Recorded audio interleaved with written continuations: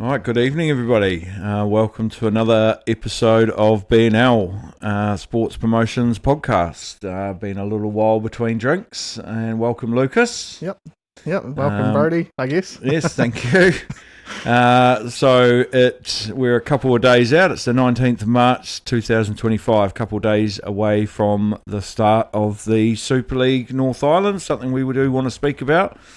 We've also got some upcoming events. No exciting guests this time, just the rubbish from us. Yeah, just the staples, Lukas and I. The same voices that you'll hear with some commentary stuff that we do also. Most people probably getting accustomed to hearing us waffle on about rubbish now. We've got some pretty interesting matchups coming potentially out of the Super League North Islands. We have got some other tournaments that we'll touch on coming up on the schedule that are worthy of a mention. First off, Super League North Islands. The following weekend will be the Super League South Islands. As well as the CSNZ Open event that's up in Auckland at Pull and Blues as well. 64 players, full field. That's been full for a little while now, so that's good to see. A new face arriving on the scene as far as adding events to the schedule and the calendar. So, yes, with the draw just coming out today for the Super League North Islands, and quite a strong field. I think about just tipping over 100 players fulls. I think it was 101 or maybe 103. Three categories with the men's, the women's, and the juniors. And there's going to be some really interesting matches going on there. Also of interest is the format, something I've never seen before personally, with the sort of bringing together of section play and two life. It's different. Yeah. So the section play acting as qualifying round, obviously, and then two life is the playoffs. Yeah, that format's kind of interesting because I've never seen it before, obviously. So I don't want to make a judgment on if I like it or not until after the event, because it might be you get deep in the tournament, you're like, that was great, getting all that table time, and with something like a double life, you can have quite a long gap between games and whatnot. Yeah, I think it definitely. I mean, I was doing the math earlier today. So in a section of 7, which most sections are, -2, I think only have 6. With a section of 7, you've got 6 matches, race to 3. So you're guaranteed 18 matches. If you're losing 3-0. Or maximum, obviously nearly double that. Another 2/3. So with the way they used to do it, which was race to 7 or 8, you were only guaranteed 14 frames in a race to 7. Because if you lose 7-0, then you drop into the backside of the draw, and if you lose that one 7-0, you're going home. So I definitely appreciate the fact that there are a few more frames on offer. I'm just not sure how it's going to work out timing-wise, but I think it's going to be a long day for both days, especially the second day being double elimination. Yeah, and there's so many working and moving parts to this equation. It only takes a couple of people that are particularly slow to really hold up the rest of the section. I suppose we'll reserve judgment till we've actually seen it done, right? The proof is in the pudding, and we haven't had the entree yet, so that's coming. It will be interesting. Yeah, it's also a good test for the South Islands, I guess, to see what they're going to do in the Nationals, so could be that. Well, I suppose they're stuck by using this format. Even if it doesn't work, they can only tweak it or add tables. They can't really change it, I suppose. The Nationals could be slightly different if they decide to abolish the section play aspect to it. Look, I'm not trying to poo-poo it. It will be interesting to see the results. So, yes. You're going to find a mixed result of people that like it and people that don't really. Yeah, well, to be honest, I don't think I ever heard too many people moaning about the old format, other than the fact it could potentially be a drawn-out process for the likes of 3 matches. So I think I had one where I won my first match, lost my second, had to come back the following day to play my third, first thing in the morning, lost that, and then I'm done for the day. But it was another trip to Auckland from Hamilton just to lose to Phil Wilkinson, I think it was. So, yeah, but, I mean, that's the way the cookie crumbles, right? Predictions, Lucas. Would you like to be so bold as to make any predictions for this North Island event? So I'll start with the juniors. There's quite a few players in there that I think could take it out. But my top prediction is going to be Riley James there in Group B. Been playing really solid. Has a bit of a experience within the Red and Yellows as well. Playing last year. I don't know if he played the year before, but was real solid every time I've seen him, and especially with his CNZ game as well. He's super solid. I think the other person to get a good mention as well, Jack Beggs, first time playing in a Red and Yellows tournament. So if you know who he is, he's just an absolute killer. But could definitely upset a few people if you don't know who he is. Yeah, not particularly well known with the Red and Yellow scene, or the Charter Club scene for that matter. More an American style player, but has taken some pretty substantial trophies home in his fairly short career. His younger brother Sean Beggs is also worth a mention as far as I'm concerned. Yeah, those two boys, they've got something special going on. So yeah, that little white, as it does with a lot of people, can catch us all out. Oh yeah. So it'll be interesting to see how they go. And I think you're right with Riley as well. Classy player, absolutely class act.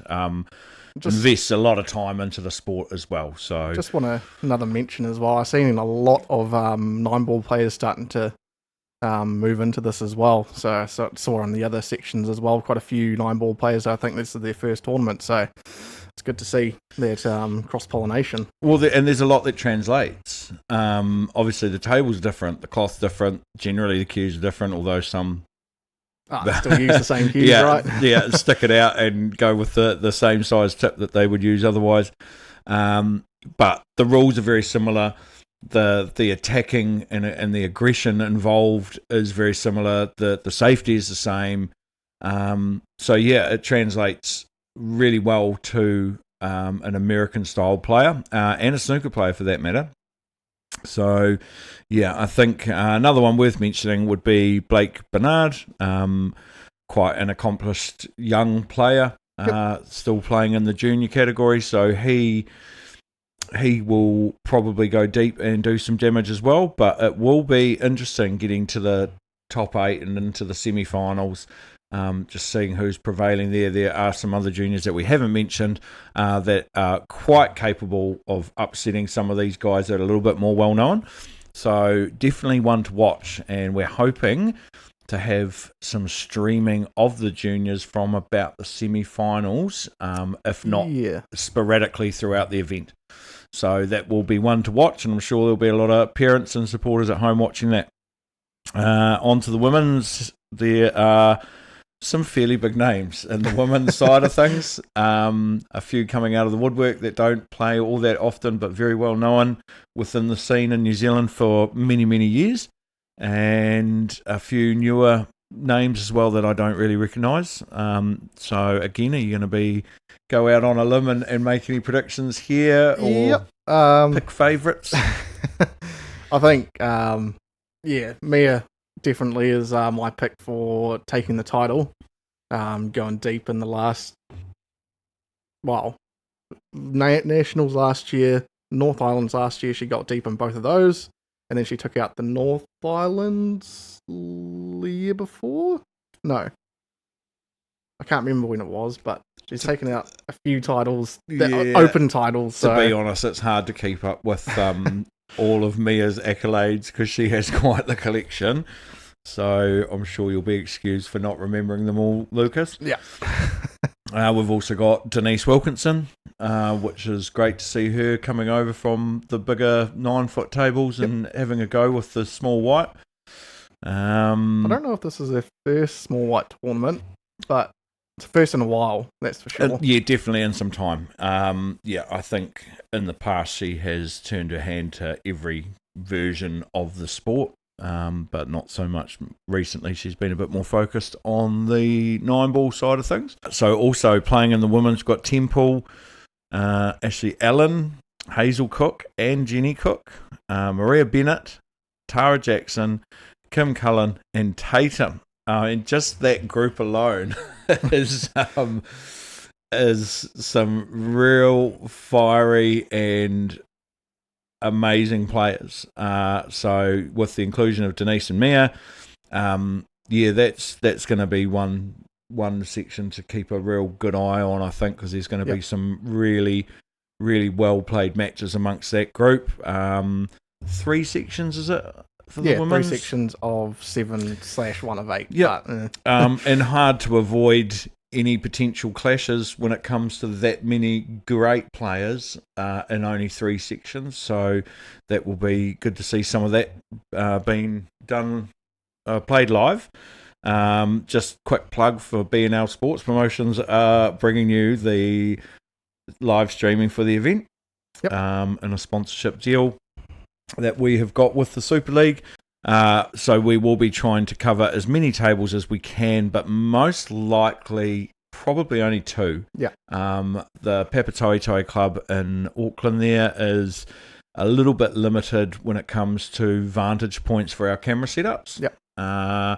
Nothing wrong with the club whatsoever. It's just with their very highly mounted lights up in the ceiling, it gives us nowhere to put our bits and pieces that we would usually run. So that may limit us to just the 2 tables. It would be nice to do more, but there will be some emphasis put on spreading it amongst the juniors, the women's and the men's for the live games, I would imagine. So that's good. So that's going to be one to watch for sure. There's some big names in that field. So then on to the men's, Lucas, who, I mean, you don't have to say me just because I'm sitting next to you. Oh, I was going to say me, but that's okay. Yeah, I was talking about the main main event. Not for the plate. Yeah, not the plate. Yeah. I don't even think you're having a plate. I don't know. Yeah, well, you got to. So it looks like if you don't qualify, you got to pay to play in the plate event. So that may see a few people drop out that haven't qualified, and there's so many there's so many games to go through. I think you're probably better off just cutting it off. Like, you're going to have lots of games anyway, you know. Yeah. So totally. So predictions. There's some big names. I'll rattle off a couple here. We've got Healy White, Baden Jackson, Kieran Dempsey. Now, there's a name that some may not be super familiar with, especially in the red and yellows or even the charter club side of things, but very well known in 9-ball, has travelled away overseas representing New Zealand in multiple bits and pieces, including Hayball, 9-ball, 10-ball, and all the rest of it. I think he's off to the Hayball, not World Grandmasters. Grandmasters in China, yeah, that's right. So he is certainly going to be one to watch. Who else we got? Brent Wells, Richard Parata, which is great to see him having a go again. I know he's quite familiar with the small white, although doesn't play it particularly regularly. Daniel Cole, Thomas Defaria, Lincoln, Ryan King, CO, Dean Garnett, Dion Rawlings, Tony Fiddledale. I believe he's played a bit of 9-ball and stuff, if it's the person I'm thinking of, and a very, very well-balanced player. And even Sean Greenfield, who some may not have heard of, but is certainly a force to be reckoned with. So who are your picks for that, Lucas? It's a lot. harder to pick this one. Like, there's just so many. Well, there's 67 or 68 players in this field as opposed to 20 odd in the women's and 14 in the juniors. So there are a few more names. Yep. I'm going to go with the safe pick, which is the one who won the Nationals last year, which is Baden Jackson. So I would think he would want to keep that form, or would have kept his form, and will probably be going very deep in this, if not the semi-finals, at the very least. Just a super solid player. Always one to be a bit cautious of if you've got him, you know. Oh, yeah, I mean, he's got it pretty well, the whole game stitched up, hasn't he? He knows when to attack and when not to. He's got the safety, he's got the potting ability, he's got the position sorted, and he's very familiar with the small white. So, yep, not a bad pick. A pretty well-accomplished player as well, with some titles under his belt. Yep. I would go out and say that Healy would be one of my picks. Kieran Dempsey, another one who, from what I've seen, and I may sound a bit biased because I do know them a little bit more personally, but watching Kieran play for the first time only a couple of weeks ago with the small white. Literally 2 weeks ago, I think, yeah. And just the fact that he understood it so well after the 5-minute chat we had about it, I think he is definitely one to watch for going deep. But any of those names I mentioned earlier, Ryan King's another one, Dean Garnett's another one, Thomas Safari's another one, Lincoln's another one, Brent Wells. It would be very hard to even pick the top 16, to be honest. And there's always room for an upset somewhere along the line, right? Yep. So, yeah. I think if anyone... I'm looking through a lot of the names here and I recognise a lot of them, but one that people might not recognise is Simon Singleton's doppelganger, Steve Argus. I've been watching him in the last few tournaments we've been at, and been playing really solid, just not quite getting the results he's after, or, you know, trying to get a bit further in the tournament. I think, can't remember if it was the Nationals or the tournament just before the Nationals, he got last 16 with a pretty tough field in the North Island, and what was it, last 8? One of the two. But yeah, really deep in a big tournament that was up here last year. But just, I don't think is probably as well known of a name as most people. No, I think most people would recognise him when they see him, albeit they would mistake him for Simon Singleton. But yeah, no, you're right. He's a solid player, and definitely one of those ones that, if coming up against a more well-known player, has a huge potential to turn the knife and do the damage and walk away with the result.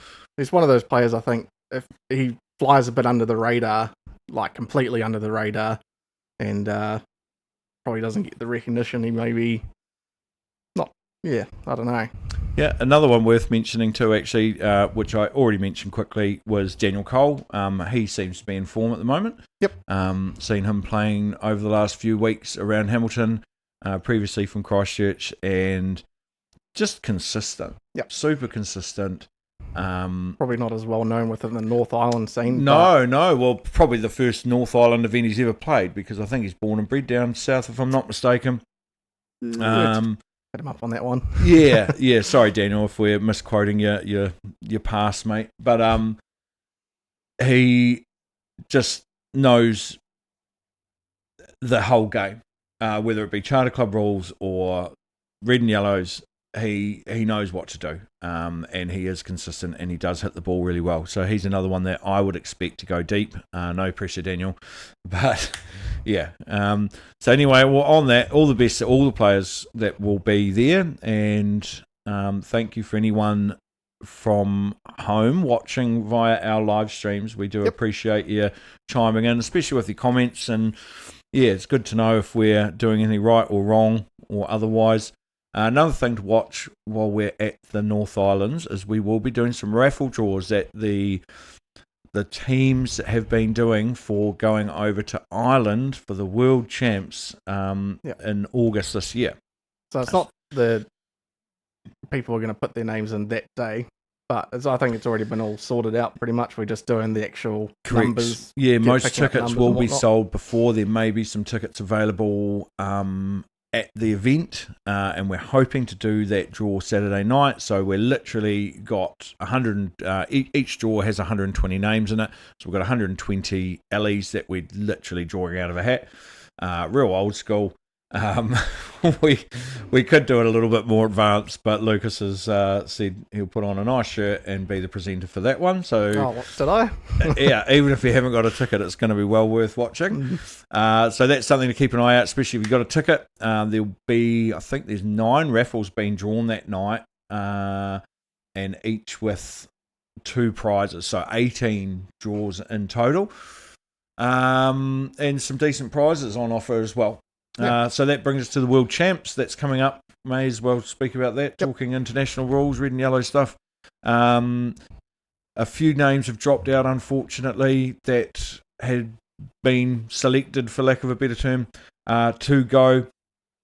But it's still, I think, about 45 players that are going to represent New Zealand on a world stage, which I think is pretty impressive. 6 categories being catered for there, with an under 18s, under 23s, a women's, a men's, an over 50s, and an over 60s. And I think there's a couple of those categories where New Zealand has got a really decent chance of going fairly deep.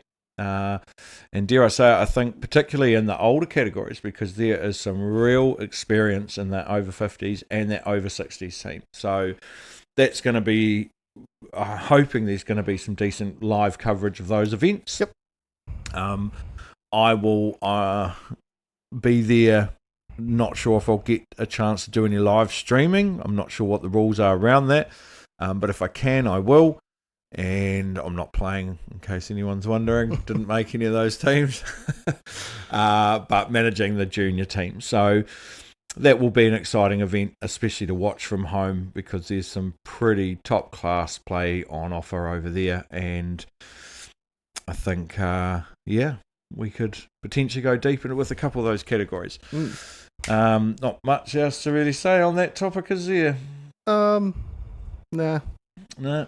But so there is also the just on the same topic of Super League / international rules, the affiliation that Super League got with the Australian 8-Ball Federation, which is good point. Yep, massive win for them. Like that, we're finally starting to get some cross pollination between us and Australia.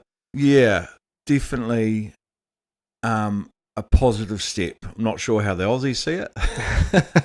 But from our perspective, it opens up a world of new challenges and more experienced players to play amongst. Yep. So I think from that aspect, it's super positive for New Zealand and Q Sports and moving forward. So it also makes the rankings for not just the overall rankings, but your North Island rankings and South Island rankings actually mean a bit more as well. So, Correct. you could miss the North Islands and go to the Nationals, but then you wouldn't be selected for. So we better explain to anyone that doesn't know. New Zealand has been adopted to play in the Australian Nationals, and we have 2 representatives, one being the South Island and one being the North Island, acting as 2 additional states to the ones that are already established in Australia. So North Islands and South Islands. So your North Island ranking has a little bit more validity to it now than it ever has in the past, as opposed to just going towards your overall ranking.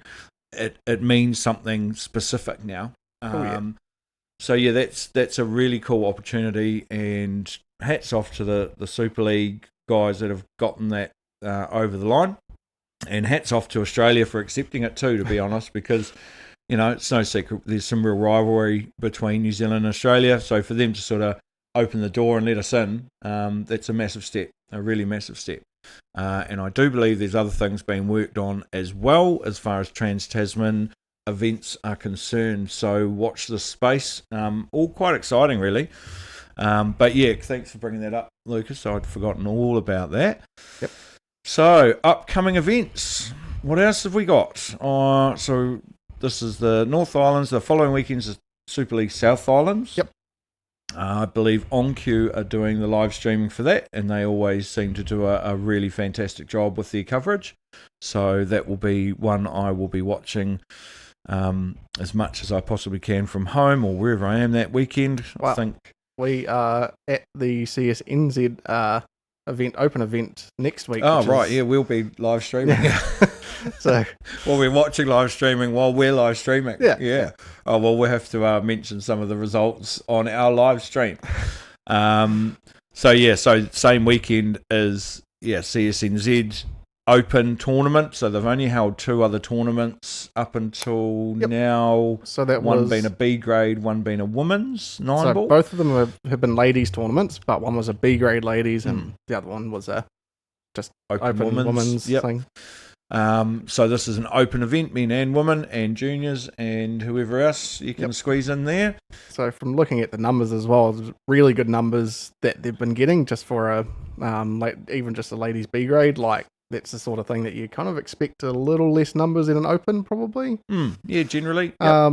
But they had 31 players there, which I think was the same as or just under their first event, which was the Open Women's. So it's a really good sign that things are looking positive for them. Yeah, and I've seen people begging to get on the waiting list for the one that's coming up as well. So some pretty eager beavers there for getting amongst that. That's been hosted at Pool and Blues on the North Shore in Auckland. So Lukas and I will be there bringing you the live coverage for that next weekend. Yep. So following that, we've got, I think in the next 5 weekends, we've got 4 tournaments coming up. So there's another one. They've got the CNZ Junior Nationals. That's also at Papatoa Club. Yep.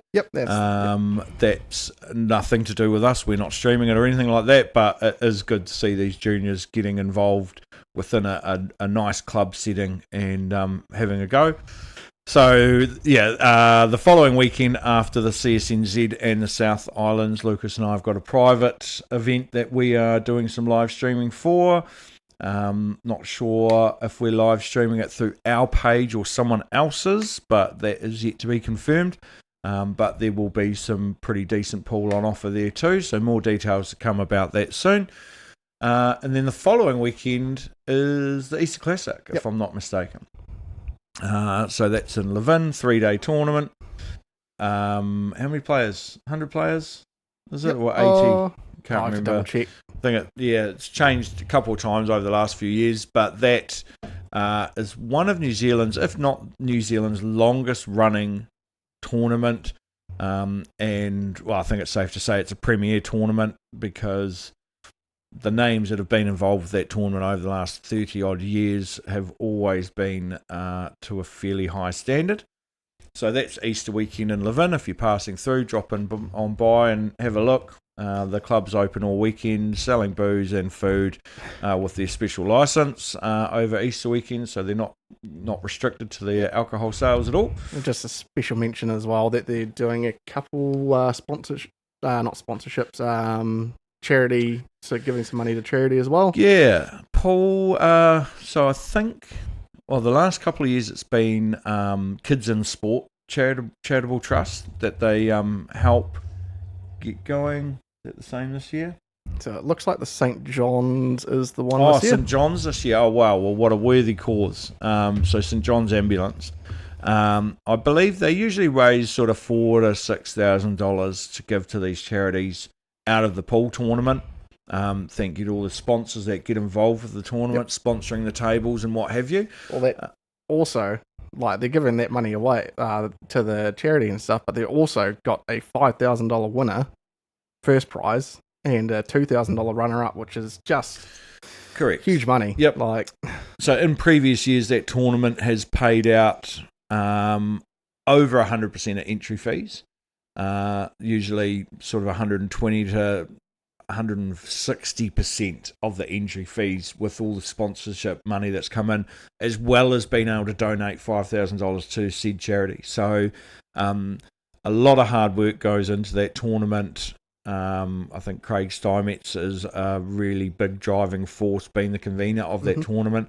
And I really hope it's a formula that's adopted a little bit more, because no one loses out of that. It's a really great system. The byproduct is a lot of work goes in behind the scenes, but yeah, I think most people enjoy the tournament. The sponsors obviously enjoy being behind it, and the charity obviously enjoys getting that fat check at the end of it. So yeah, it's winners all round, and quite a prestigious tournament to even play at, let alone win. Yeah, so definitely in good company down there amongst some of the best players in New Zealand. So that's what we've got coming up on the schedule for the next 5 or so weeks. So I got some word that the CSNZ have got they're planning on doing a Dunedin tournament at some stage. So I would assume it would be at Bowie's for a 9-ball tournament down there, or 9, 10-ball, American 8-ball, whatever. Yep, one of those. Yet to be confirmed, but that is in the works at the moment. And they've also got a few more opens to do as well. So yeah, if you're down there, definitely go check that out. And I'm not sure exactly when it will be. Sometime this year is good. As close as I can get. Yeah, well, just looking at their website and bits and pieces, they've done a really amazing job in a fairly short amount of time. Yeah. So yeah, good on them, and it's good to see them gathering momentum and getting some decent numbers and good players behind them supporting what they're trying to do. So all the best to them.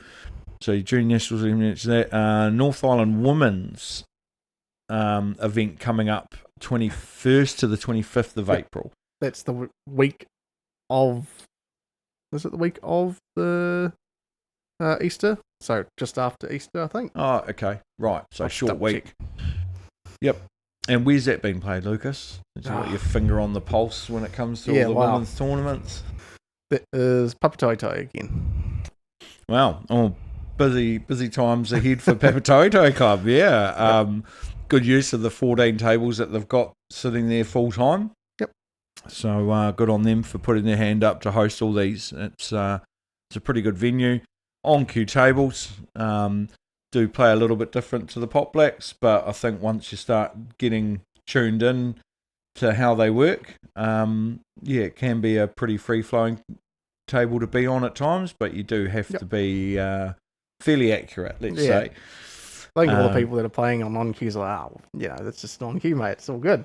But I think most of us have been playing on Pot Blacks or alternatives. Yeah, there's certainly a difference. There is certainly a difference, and it doesn't always make it bad, but it's hard to adjust when you turn up to a tournament having not been able to practice on a different style of table, and then coming to a tournament trying to play your best and learn at the same time. The closest on cue to us is Papatoetoe. So, that's right, yeah.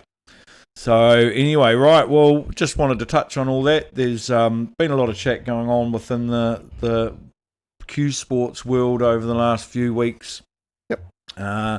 Some controversies and what have you. There's a big elephant sitting in the corner of the room right now, which we're choosing not to go near at the moment, but I'm sure there'll be plenty of chatter about that in the coming months. Yep. On that note, we will say sayonara and get into our streaming, put our streaming hats on, and we'll talk to you soon. Hopefully we'll do some interviews while we're at the Super League North Islands, and hopefully we'll get a couple of interviews from maybe winner, runner-up, semi-finalists, that sort of thing. We do have some guest commentators coming on and helping us throughout the weekend as well. So it won't just be me and Lukas driving you mental. There'll be a couple of others out there as well. So, yeah. All right. Ta-ta. See you, everyone.